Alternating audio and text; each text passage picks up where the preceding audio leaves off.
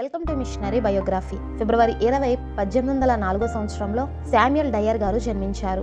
మలేషియాలోని చైనీయుల మధ్య పనిచేసిన కాంగ్రిగేషనలిస్ట్ సాంప్రదాయంలో చైనాకు ప్రొటెస్టెంట్ క్రైస్తవ మిషనరీ. అతను 1827లో పెనాంగ్కు వచ్చాడు.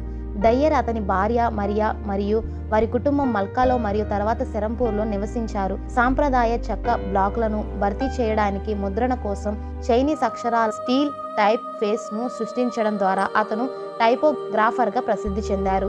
భాషపై కొంత జ్ఞానం సంపాదించిన తర్వాత వేలాది చైనీస్ అక్షరాల కోసం కదిలే లోహ రకాలను ఉత్పత్తి చేసే సవాలును ఎదుర్కొన్నారు. అక్షరాలు మరియు స్ట్రోక్ల క్రమబద్ధమైన విశ్లేషణతో అతను ప్రారంభించాడు. మొదట కలప రీఫిల్ను ఉపయోగించి మట్టి అచ్చులను తయారు చేయగలిగాడు.